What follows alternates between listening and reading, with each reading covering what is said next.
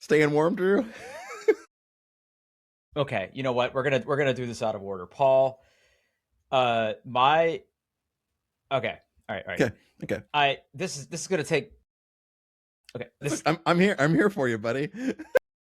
we've talked about this before, but my particular type of mental illness has been through the roof this Okay. past week.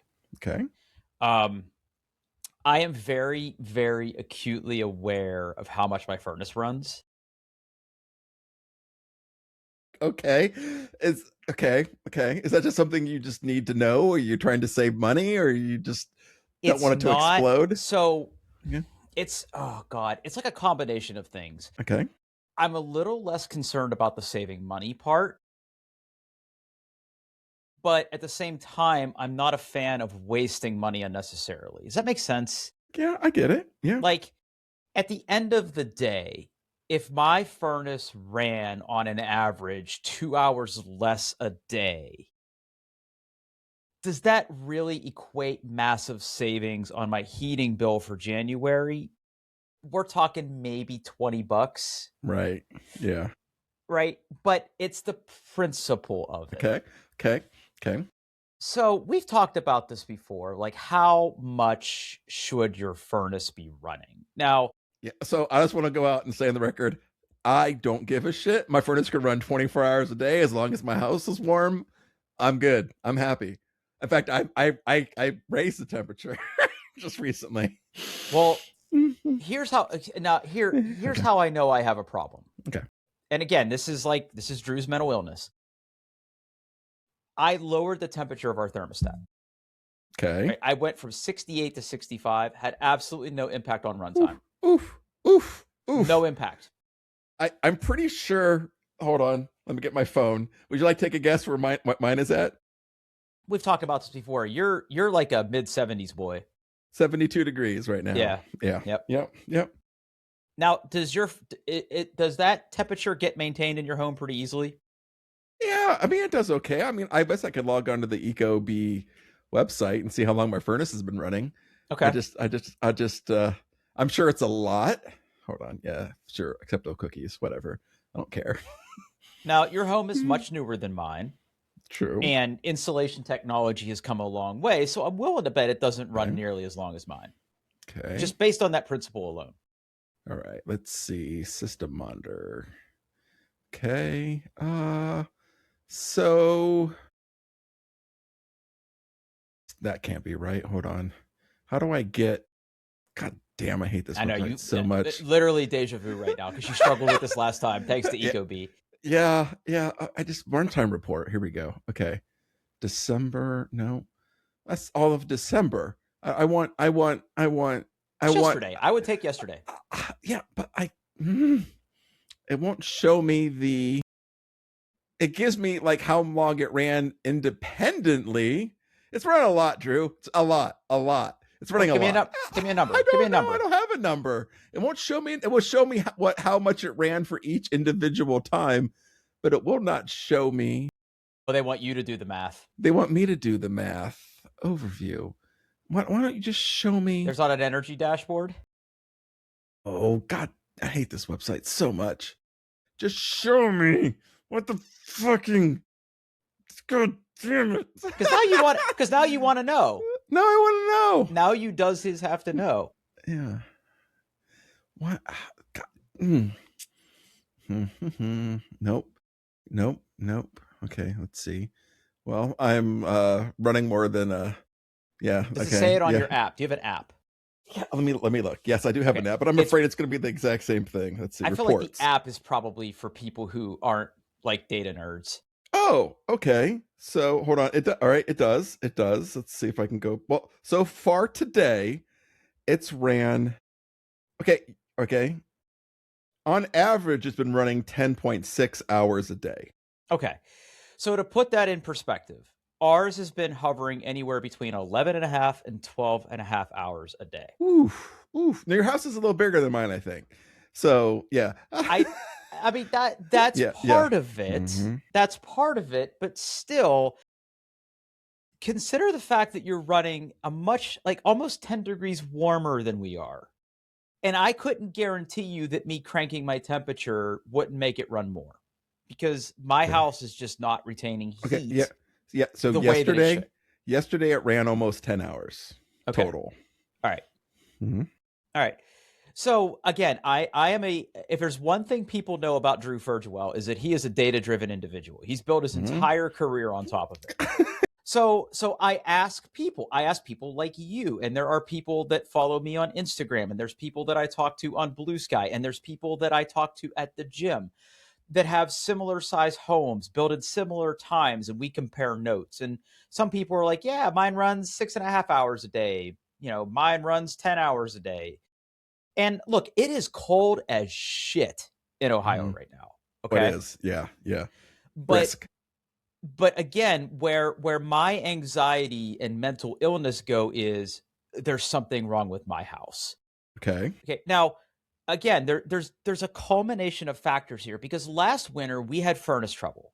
We had trouble where like the furnace would run and then it would shut off. It would run and then it would shut off. And that's not it good. was they call that short cycling. And it was because like our flame sensor was dirty, that it was like shutting off as like a safety precaution. So like when it runs and then stops and then immediately starts back up like 15 minutes later, I'm like, is my furnace broken again? Yeah, yeah. It is getting the house to temperature, but my house is not maintaining that temperature long enough. Got it. Yeah. So, of course, when's the best time to call an insulation company? The middle of a fucking cold spell, right? So, I'm currently at a place where I know my furnace is working. It is working. I wish it wouldn't run as much. And to be fair, in the winter time, or I'm sorry, in the summertime, our air conditioner also runs a lot. Now, there are several parts of my house that are problematic, okay? The number one offender in my house is our bedroom. So, to kind of describe this, we have a first floor master bedroom. My house has 3 crawl spaces. Wow. Okay. One of those crawl spaces is under our bedroom. So, first of all, crawl spaces get fucking cold. Now, yeah, because it's got earth. Like, it's like the earth is like right there. So, like, right off to my right hand side is a crawl space access panel that I basically built a door over that cold air does seep out of down here in my office. But that entire section of the house where our bedroom is over a crawl space. Now, on paper, everything is kind of how it needs to be. First of all, the crawl space is encapsulated because of radon mitigation. Second of all, there is fiberglass insulation running the entire like width of the crawl space. So all the way from the bottom of the floor to the top of the floor joist is fiberglass insulation. And then there are bats of insulation in the roof of like the crawl space, right? So in between the floor joists. But that's underneath our bedroom. And then our bedroom does not have a floor above it. It is a vaulted ceiling. So it is bitterly cold in our bedroom or boiling hot in the summer just because there's 3 exterior walls, a crawl space, and a vaulted ceiling. Like, what do you even do for that? Now, when I have like run cable in my house or have electricians come or like when they mounted the TV to the wall, there's insulation in the wall. I've seen it. But it feels like it doesn't do anything. Do you need like one of those like vent balancing so you get like more hot air or like more HVAC air coming through those vents? Or well, I will say that like if my furnace is running and you go out to like our entryway where there's a vent and you hold your hand over the vent, the air's warm. It's blowing warm air. Yeah. Go into my bedroom and put your hand over the vent. It's much colder because that ductwork has to travel through my cold crawl space to get there. Yeah. Now, also, my thermostat isn't in a great place. It's in my entryway, which you've seen my house. Like, it's right by the front door. That's drafty. It's a big open space. There's like a floor above it. Like my entire first floor is basically an open floor plan, right? There's very little walls. On the one hand, I like that. It adds a lot of natural light to the space. I like it. We have giant floor to ceiling windows, and the windows are newer. I want to say those windows are probably 6 or 7 years old. It was done not long before we moved in. So, and again, I go around to the windows. I feel around the seams. I don't feel a draft. The windows are a little cooler to the touch, but it's fucking minus 11 outside. Like, Yeah, it's what cold. do you even do? Yeah.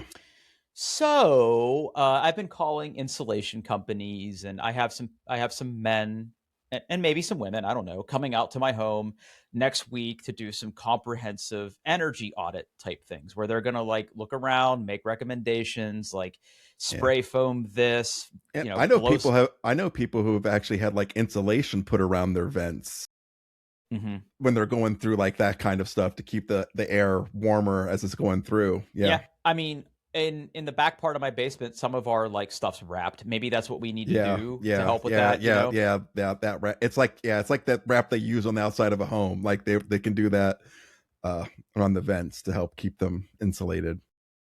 Yeah, Paul, it's yeah. not good enough. It's not good. Okay, It's not. It's good. not good enough for me. Okay. I Uh-oh. I went shopping. Okay.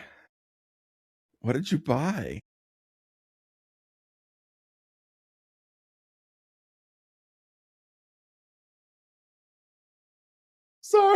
Sorry. So much of this podcast is you putting a link in the show notes and me laughing uncontrollably.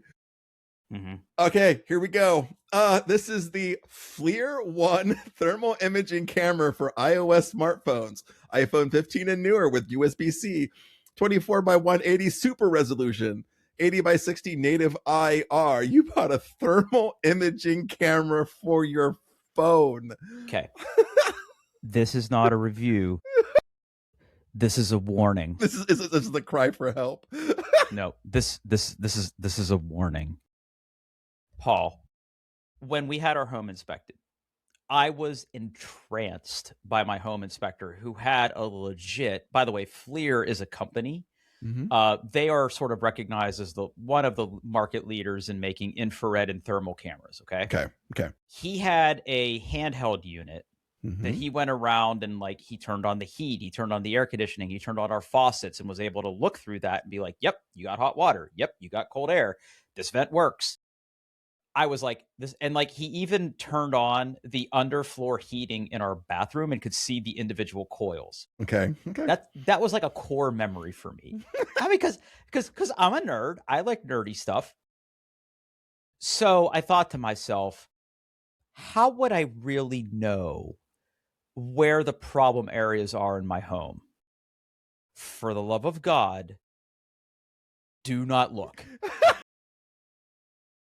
Because you cannot unsee where the cold spots are in your house in the middle of a cold spell. Now, as a piece of technology, this is pretty cool. By the way, that little handheld unit with built-in monitor and everything, like they sell those. Depending on how much IR resolution you want, they go anywhere from $400 to like $5,000. Like it's not a cheap thing. Now there's off brands, don't get me wrong, but I was actually intrigued by this little device. It actually plugs directly into your iPhone. You download the FLIR app and it works pretty fucking good. So I can plug this into my phone and I can point it at my wall. And I immediately see the temperature differential as gradients. But what's also really interesting is because this is a FLIR camera and you have the FLIR app, it can also estimate the reading of the temperature that it's looking at. Okay. So, like, for example, there's a little spot next to my patio door right along the baseboard of my trim where there's a hole in the drywall behind the baseboard. Okay. So guess what I did? Ripped out my baseboard and patched the fucking drywall. And by the way, that's just one spot that I looked at with this fucking camera that now my fucking OCD nightmare mental illness, holy shit, my house is drafty fucking brain can't unsee. So, does this thing do what it's supposed to do? Yes. Has it helped me? No. No. Now you know where everything, all the bad Now I parts know are. how bad it is. Okay. Now, again, it does this on a gradient. So, like when when you point it at something, things that are warmer appear hotter on the color spectrum. Things that are colder appear darker on the spectrum. But it's relative. So, like if I pointed at my window and there's something colder than the window, that shows up as darker. But then if I shine it at the wall, the window becomes darker, the other thing becomes darker. So it's Yeah. all kind of relative to what you're Yeah. looking at. But as a piece of technology, it's pretty cool. And I could see there being some use for it outside of like this current scenario. But it's actually pretty cool. It does exactly what you expect it to do. I think if you were interested in getting a thermal camera, this can save you at least a few $100s over a handheld unit, and it does the thing. Now, it is not powered by your USB-C connection. It's rechargeable itself. Yeah, so okay. it itself is rechargeable, so you have to keep it charged. But one thing that's really cool, like when you're looking at the picture of it, there's like a dial right below the USB-C connector. Yeah. So that adjusts the depth of the USB-C connector. So, like, if you have a phone case and you want it to be flush, Oh, pretty that's clever, real right? clever. Yeah. So, like, More things should do that. yeah, Yeah. so that's pretty cool. Yeah. So, like, I have my stupid military tactical case on mine, right? And it's right up against the bottom. It's not going anywhere. And if you were running without a case, you could make it even thinner, right? So I thought that was pretty cool. That's clever. Yeah. Yeah. And the app is, it's fine. It's not annoying or anything, but I can shine it all sorts of different things. Like I can actually see the warm air coming out of my computer. Oh.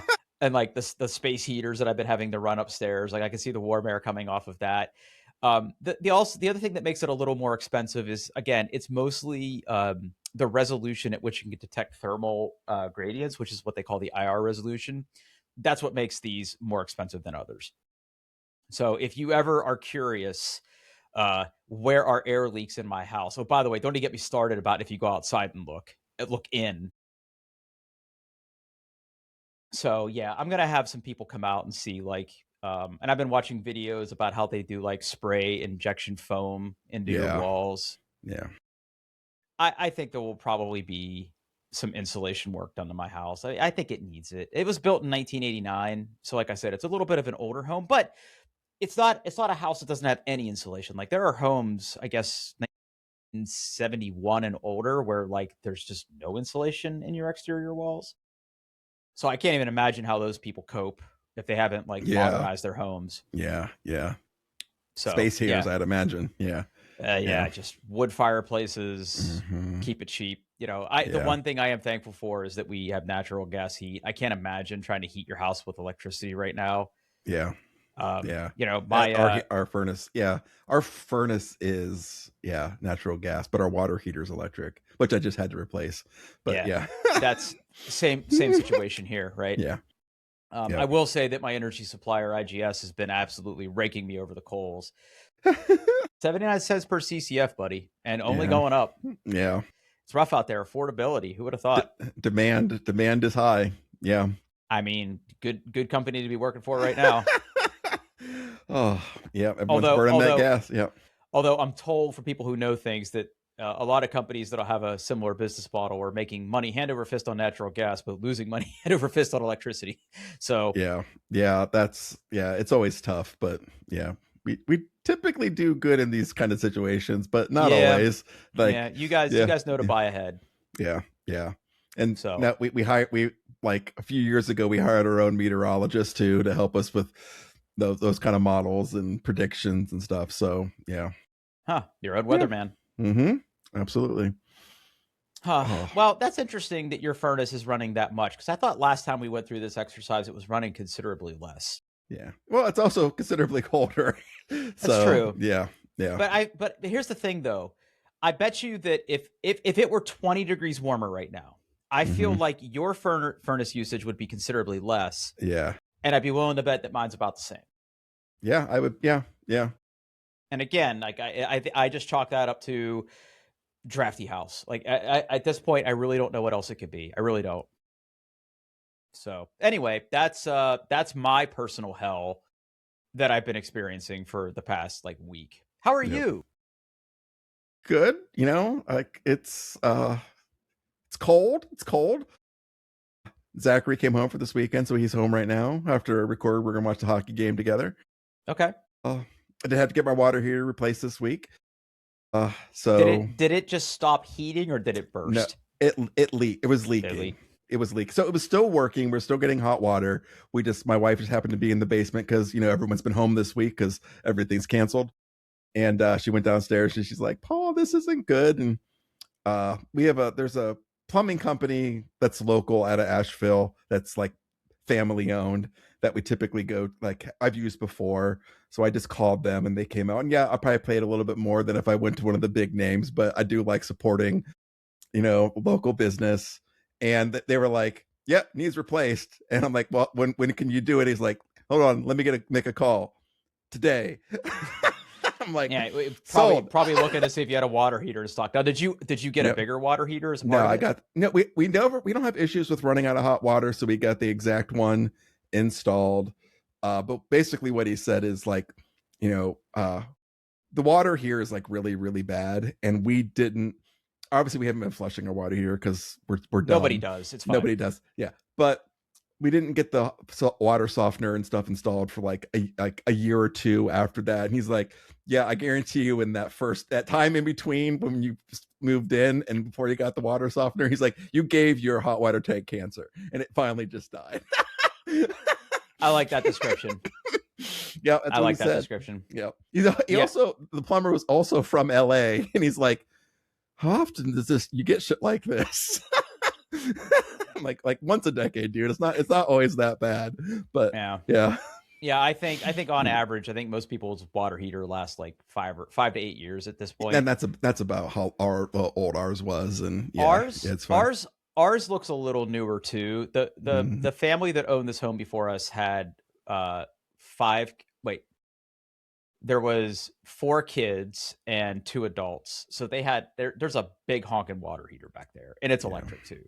Yeah. And we do like some long warm showers in this house, so I'm thankful for that. Yeah. Yeah, but it was a good, I mean, outside of having to spend that money, it was a perfectly fine experience, except I will say, I was obviously at work, doing the stuff and I had some meetings in between when he was doing stuff and they shut off the water main and I got out of that meeting. Andrew, I had to poop so bad. And I'm just like, well, you can flush once.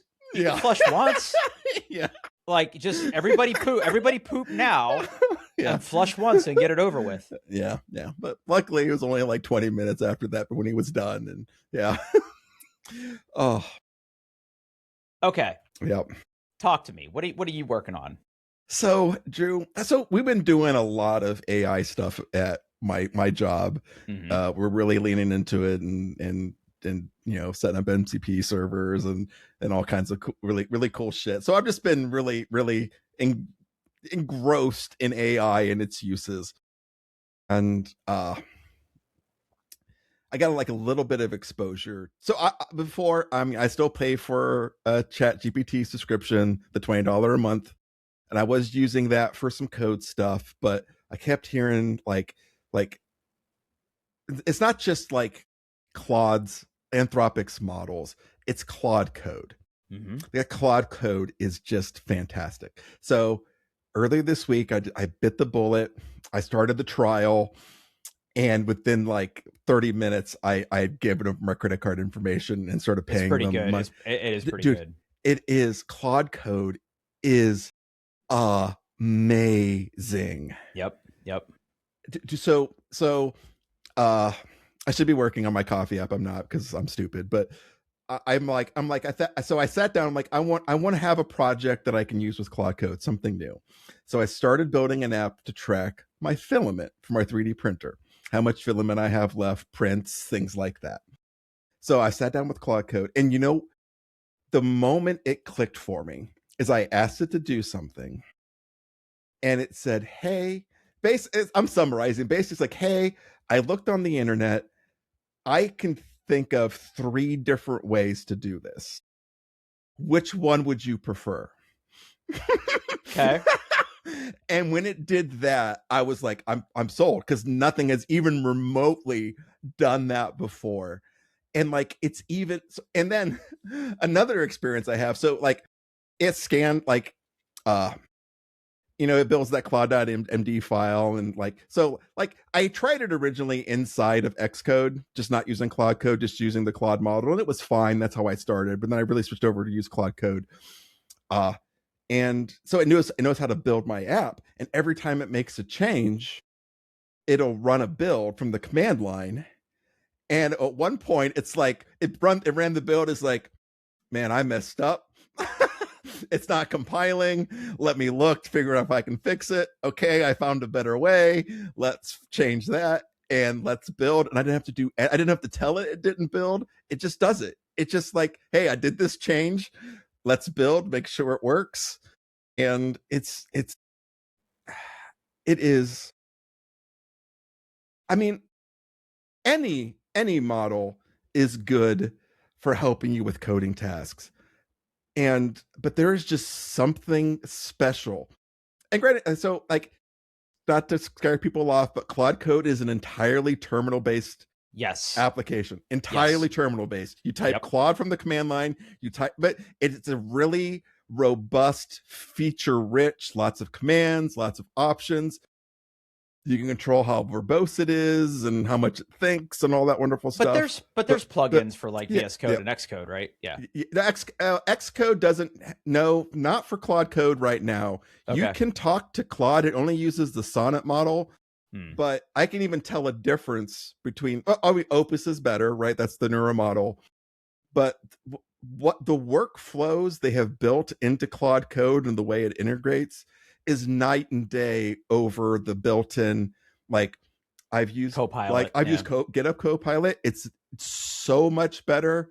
The integration inside Xcode, Claude Code is just so much better. Whatever special sauce they have in that terminal app and how it integrates with their models, it's incredible. The speed, the quality of the code, the way that it's like how it explains all the options and gives you a chance. If you want, either you can just say, just commit it, just do it, just write the stuff.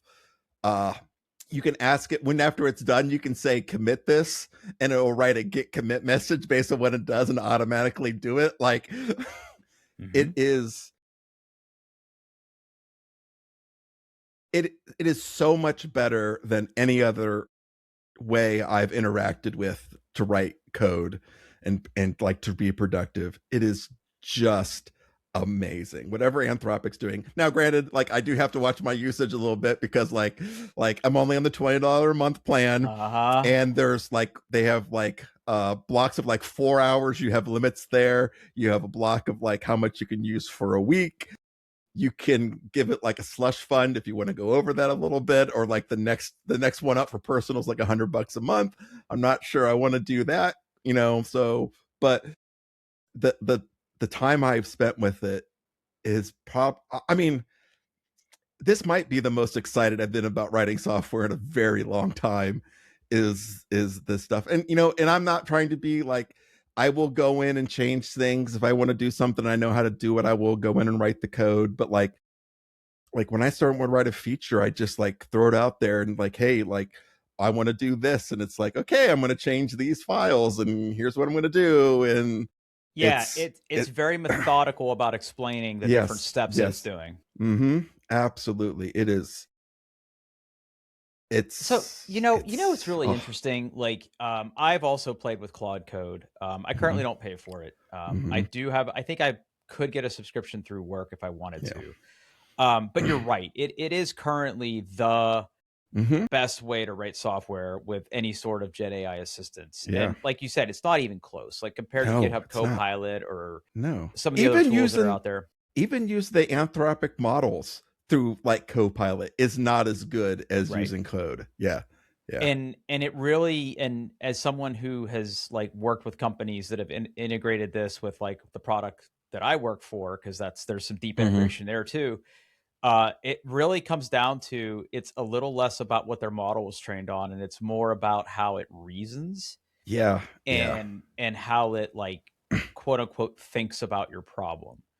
Um, to me, it's so funny, and I do take a little bit of like perverse pleasure in this. It's like, Microsoft tries so fucking hard to inject Copilot into everything, and like Copilot kind of sucks. Like Yeah. as an engine, no matter what you're using it in, it really kind of sucks. Now, Um, I will say, if you're a company out there and you want to dip your toes into generative AI for software and you want to spend the least amount of money, I do think that Copilot is a bargain, especially if you already have like GitHub it's a Enterprise. gateway drug. It's a gateway Yeah, drug. like if you already have GitHub Enterprise seat licenses, it's only like $10 a month per user for Copilot plus any additional premium requests.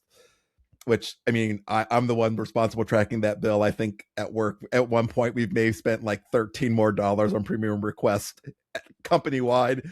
It's very inexpensive. If you want to get into it, I think it's a good place to start. But quickly, I think if you let any of your software engineers use Claude Code, it's night and day. Yeah, It's it's pretty good. incredible. It's pretty And I good. actually heard, so, Microsoft has all of these deals with OpenAI and gets access to their models. They recently became one of Anthropic's biggest customers because they started using Claude Code, and now Microsoft engineers are using Claude Code. Like, Yep. And yeah. psst, psst, there's a lot of teams there that use Databricks too. Well, yeah, I imagine. Yeah, yeah, yeah, Yeah, yeah, it's yeah, amazing how much they don't dog food, but you didn't hear that from me.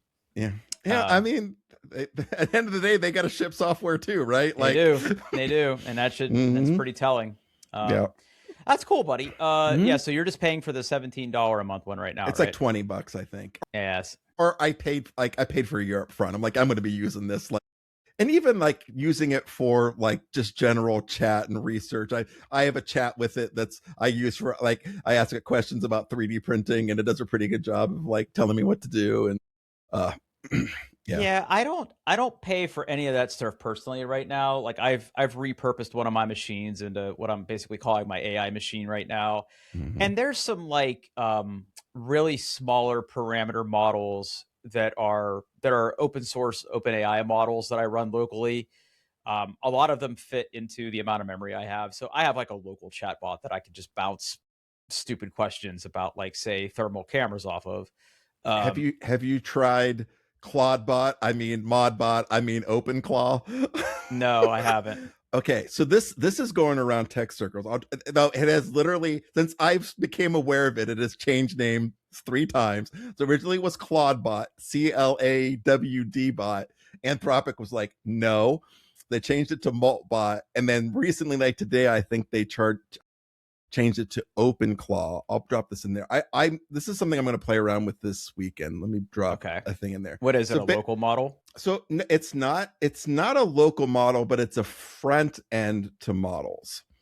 So like how it Oh, a installs, gateway? yeah. So like so one of the interesting things it does is it can integrate, basically, like, it can integrate with iMessage, so you can like send it text messages and it will do things for you. It integrates with Slack or Discord or whatever you want to do it. It has a web interface, and it's got a whole bunch of you can basically pick, like, hey, I have an OpenAI or a Claude account, hook all of that up. Then it's got a whole bunch of plugins, like it's got one for like Bear, which is what I use to take notes, and a whole bunch of other things. And it basically just becomes like, if you want to do AI, but also do kind of like computer use stuff, have it integrate with things on your computer, it is a very good way of doing that.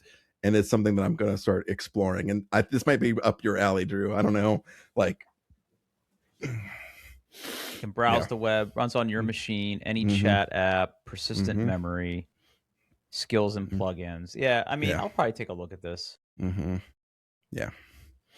Well, Yeah. cool, man. Yeah. That's pretty cool stuff. I'm glad that you like it. I mean, I Hmm. think that, right now, if I were somebody who were like considering getting something for my organization, I think Claude Code is absolutely worth it. I work with Yep. customers who have their dev teams hacking together stuff in Claude, and it seems to do pretty good. Yeah. And I will say that I think Google Gemini is like the best LLM right now after having used a whole bunch of them. I think that's probably the best one right now too, which I'm not the world's biggest Google fan, but I mean Gemini is kind of night and day. And they also have like highly specialized models for industry. Um yeah, Yeah. they're doing good work over there in terms of that. So like I think, Google Gemini and Claude, like I think those are the tools that I think kind of give you the most bang for your buck right now. Yeah. For at least from what I've seen in the circles that I travel in. Yeah. I know we're using Gemini a lot at work for image recognition. It's heads and shoulders above like anything else out there. Like we use it to like if you have an image of a customer's bill, it can pull all the information off of it and it does better than anything else. But yeah, and I've used Gemini for like researching like things to buy as well. It's also good. Heck, soon it's going to be powering both major smartphone platforms for AI. So like I mean, it's good enough for Apple, good enough for me, right? yeah, yeah. So, before we get into this next one, I have a late breaking topic. Okay. Paul, have you heard of Pimax? Pimax? No.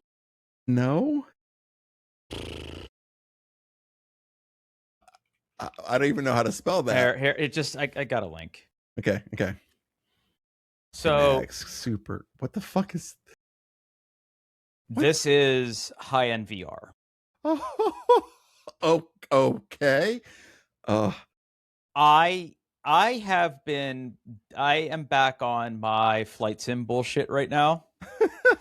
And I am just so fucking frustrated with Meta and the software side of the Meta headset.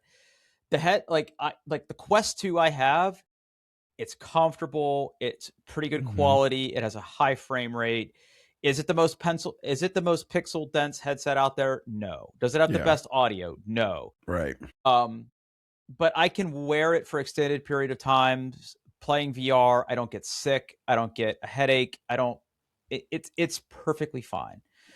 But the constant bullshit of like getting it to constantly show up in Windows or it disconnecting in the middle of something because there's a fucking Meta app update, or sometimes the battery doesn't charge even though it's plugged into USB all the time. Like I'm kind of at my limit. So I've been out there looking at like, okay, if I were going to replace this, my first thought was I will just get the next Quest, because again, like it works with Steam VR, it works with OpenXR, it works with Meta, it works with all the different kind of tool sets out there.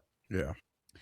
But a lot of the YouTube channels I watch, there's quite a few people who make really, really good tutorials for like learning the different aircraft systems and things like that.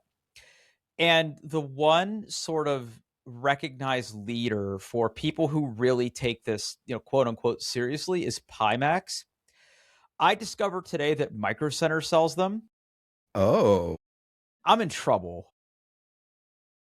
Did you buy one? No, You're not going yet. to. Okay. Yeah, because I can't figure this out. So first of all, the other elephant in the room is like Steam's about to launch their new headset, which I'm looking at the specs of this headset though, and this is leaps and bounds over what like the Steam one's going to be. Right. Now, like a Meta Quest headset, like Meta subsidizes some of that. So like I could walk into Micro Center and leave with a Quest 3 for like $400. These are pushing like $2,000. Yeah. And like in fact, I just found out as I was like seriously contemplating ordering one of these, they are about to launch another version of this, which is mini LED. Right. Right. Yeah. So like this has a lot of goodness, right? It's first of all, it's super bright, and even the QED and mini LED ones that they sell right now, one of the things that this is known for is being able to see like really dark colors in VR, because Yeah. everything on the headset always looks washed out because it's always shining light, right? Just like your Yeah. TV. Like there's Right. Yeah. differences between QLED, OLED, and mini LED. It's the same thing with VR headsets. Yeah. And the resolution and field of view are just So that's yeah. where I'm Yeah. stuck. So that's Okay. where I'm stuck, right? So like on the Okay. page I sent you, if you scroll Mm-hmm. down to the bottom Mm-hmm. where it's like where it says it's unmatched and infinitely modular, Yeah. I don't know which one to buy. Okay, so like Okay. the default one, they call it the ultra wide, and Mm-hmm. the difference between the three current available headsets and the mini LED that are coming out later is what they call pixels per degree. Okay. And basically what that is like how much field of view, like how many pixels do you fit in 1 degree of field of view? Well, because all So of these have the same resolution, so the wild field right, of view means you really get less pixels right, per. So the pixels are less dense. right. But there's Mm, advantages to that too, yeah, because you have you're either a yeah, you're not right, looking through binoculars anymore. Yeah, right. yeah, So like I'm stuck. Like if I was going to order one of these, should I get the 50 or the 57? Because like those are the two choices. yeah. I mean, I Unless think for flight sim stuff, I think the wider field of view would be It's better. kind of what I'm thinking. Like the Yeah, quote unquote ultra wide is 140 degrees with 50 pixels per degree, yeah, but the regular quote unquote 50 ppd is 127 field, yeah, 127 horizontal with the same pixels per degree. So you're packing in a lot more for a smaller field of view, but not like yeah, outrageously so. yeah. That's true. That may be the sweet spot then. Yeah. That's kind of what I'm thinking. I need to do a little more research on that. Ironically, Micro Center sells all three of them. Yeah, Um, I looked just to see what they had. Yeah, yeah, they have yeah. them all. Yeah, Yep. there's only one in stock for a couple of them though. So, but Yeah. the 50 ppds, there's three in stocks, and Yeah. you think you're going to be okay. I don't think those are going to sell out by the time you make a decision. And that's the other thing too. Like if I get it from Micro Center, come home and I don't like it, You can it's a just take it hell of a right lot back. easier Yeah. to go Mm, exchange it there versus ordering yeah. directly from Pimax Mm, too. And then of course these things have foveated rendering, which I've always been really interested about. They don't need base stations. It has all the same stuff. I'm very, very tempted. Very tempted. I mean, you spend a lot of time with in your flight sims, like yeah, Yeah. yeah, yeah, Yeah. yeah, yeah, Hmm. yeah.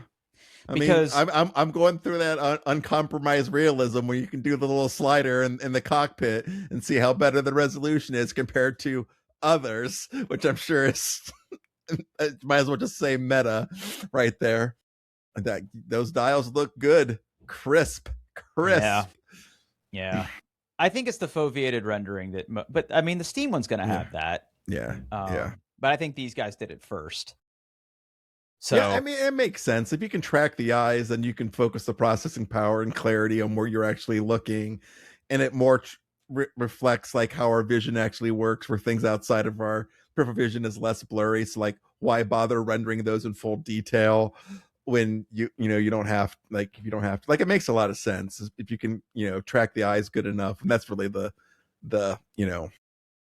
I'm sure yeah. this thing has enough horsepower to deal with all that. So yeah, Yeah, yeah, the micro LED, I think, is the new one that's coming out. And wait, I don't know if Micro Center sells the micro LED one. I don't think they do. I they don't think it's do. out yet. Yeah, well, yeah, because some of those specs are still like to be calculated. So Well, yeah, it's yeah. funny, like, if you actually go to the product page for the micro LED, it says 53 Okay, does pixels it? per degree, and it's Okay, 116, so it's even, like, more in the sweet spot between the 50 and the 57. yeah, So, I don't think this one's out yet, because I think if you go to buy this, yeah, pre-order the full headset, yeah. Now, these things also have what are called optical engines. So, like, if you just wanted to swap out for it's funny, it's actually a Sony panel. If you actually wanted to swap out, just uh, like, the micro LED thing, like, it's still $1,000, but it's not $2,000. So yeah. you could Okay. basically just swap that out if you wanted to. Hmm. Interesting. Anyway, I found out right before this call that Micro Center sells them, so there might be a Drew's Computer Corner about this next week. Just Okay, all right, just heads up about that. yeah. Well, I'm So, maybe going to Micro Center tomorrow to buy some filament anyway. So I mean, ooh, maybe you're going through it, buddy. well, I want to get some. All I have now is like PLA, and I do want to play around with like some Pet G kind of stuff. So I might go out there and buy a roll of that. And yeah, there's some things there's like some clips and things I want to print for inside of my printer, and I just don't want it to like people. I watch people like, yeah, PLA's, but you really should have like Pet G, or there's the new high tech PLA that also looks interesting. So I don't know. Again, So, 3D printing is my personality now, Drew. So I listen. I'm fully for this, dude. So, mhm. give us a quick update. Like, what else you've been doing with it? Have you done anything else cool? I've been printing some little things. My wife wanted some dragons printed. I started playing around with. Have you've heard of like the PLA support material? Yeah, so I've tried playing. I did a print with that today for the first time to see if the supports come off easier. They do. Yeah, it's very nice. Printing some more board game organizers because I'm a big nerd. Uh, but yeah, I just I don't have it running 24 hours a day, but I'm constantly looking for things to print, and yeah, it's fun. I like it. Yeah. Yeah, no, it's great. Mm-hmm. You already looking to get another printer, or No, no, okay, no, all no, right, no, all right. no. Though Sit. I do look at like the waste and stuff from the multicolor prints, and I'm like, man, having multiple nozzles sure would be great, but that those prices are significantly higher, and I'm just like, I haven't had. I've had like one bad print so far where I had like a little bit of a bed adhesion problem. I haven't had like the spaghetti or the big block over the hot end, and I'm just Yeah. like, I probably should wait until I like have a big oopsie and get comfortable tearing this one apart before I get another one. So Okay. yeah, And yeah. also a quick piece of follow up. Have you played with Meshtastic at all? I found a couple of little nodes, Okay. other nodes, but this is another weekend thing. I've kind of moved some stuff around in my desk, so I have like a window like right here. Yep. So I moved my Mac Mini so it's like right in that corner. I'm Hmm. going to basically put it in the window, plug it up, and just have Meshtastic running all the time and Okay. see what happens. I may take. I was going to take it. I went to the Blue Jackets game and I forgot to take it with me. I was going to take it up downtown and see what I could find. But I I have found. found I found a couple other nodes. One close, one like not close. it's funny. Yeah. Mm, mm, We were traveling to and from the Polaris area last weekend. So, mm, I just grabbed one of my radios and I mm, threw it like in my like on mm, like my sun visor in my truck. mhm, And we were driving around, and when we got back to the house, like I, mm, connected my app up and looked at it, mm. and I actually heard nodes all the way from New Jersey. Wow. Yeah, so they're out there. Yeah. Um, yeah, I keep looking to see if anything shows up from like South Columbus, but I Yeah. bet you and I do have some nodes in common if we were to Yeah. look. It could So be. that's Yeah. all it Yeah. takes, and we can send each Mm. other messages. So Yeah. Okay. Okay. Yeah. I'm gonna put. I might take it with me if I go to Micro Center this weekend. I'm planning on putting it in the window this weekend as well, and running a USB cable and just leaving it plugged in to my Mac Mini all the time, and I can just hop on there and look. And yeah. cool. Yeah. All right, last topic of the day, Mm-hmm. Paul. Have you heard of Sheep Saver? Sheep I Shaver, have. sorry. I have not. I purposely did not open this link just to see. Okay. Open source Power PC Apple Macintosh emulator. So I have a very, very soft spot in my heart for System 7 Yeah. Mac, Yeah. right?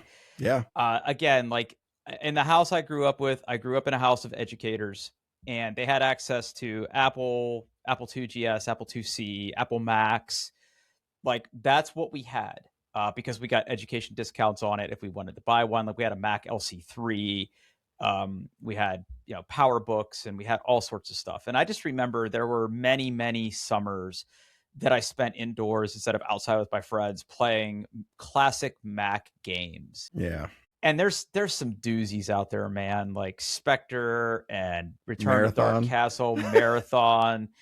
Um, I've had a bee in my bonnet for some time to really figure out, like, it's really easy to emulate video games, but what if you want to emulate classic Mac software? Yeah, yeah. And there's basically two programs out there. There's this thing called Basilisk and this thing called Sheepshaver. Basilisk is good if you want to emulate anything before System 8.5. Okay.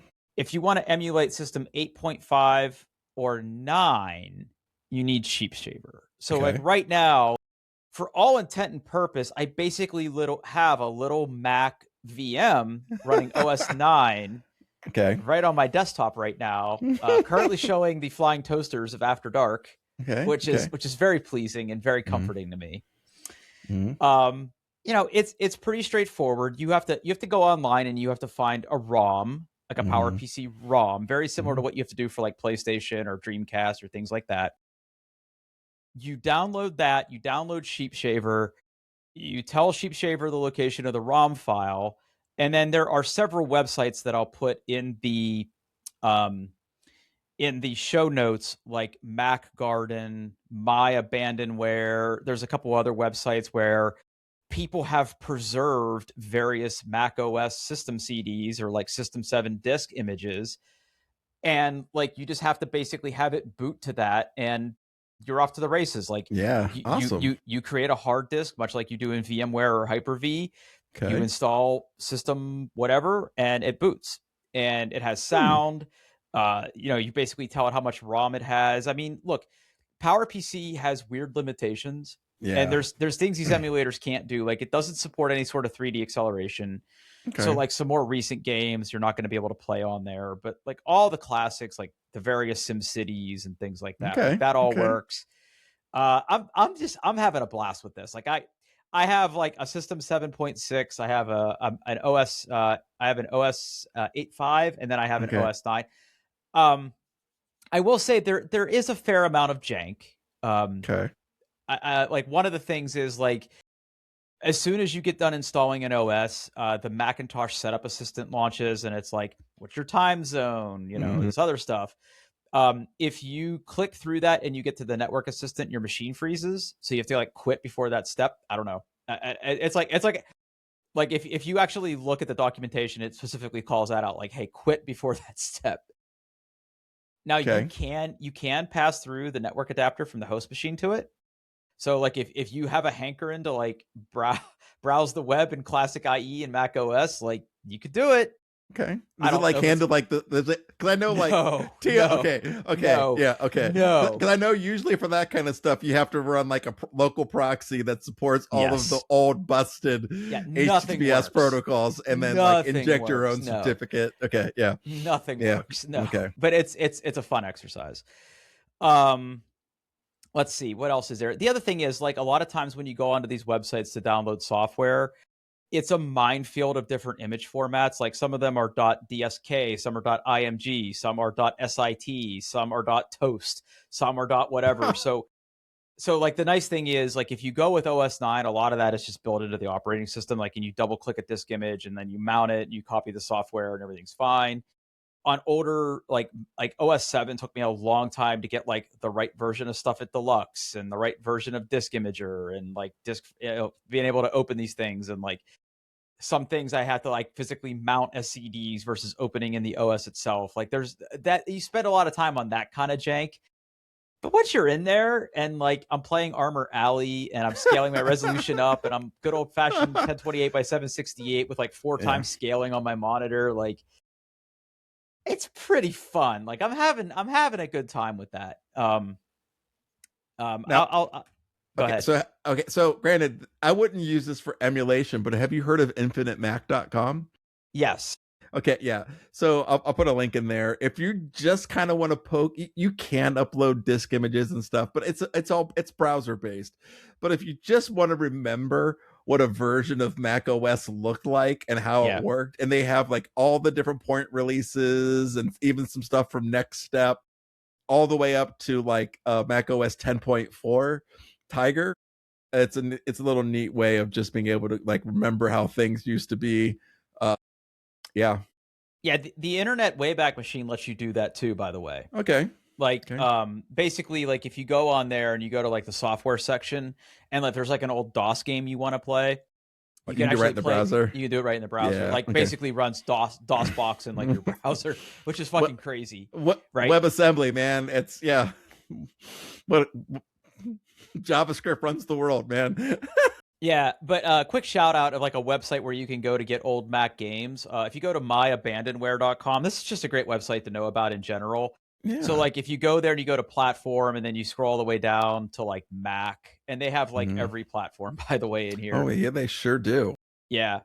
There's a lot of stuff you can download directly from there. This is a good, safe website. I've downloaded a ton of shit from here from like DOS and Windows and Mac and Amiga. Like I have an Amiga Yeah. emulator too.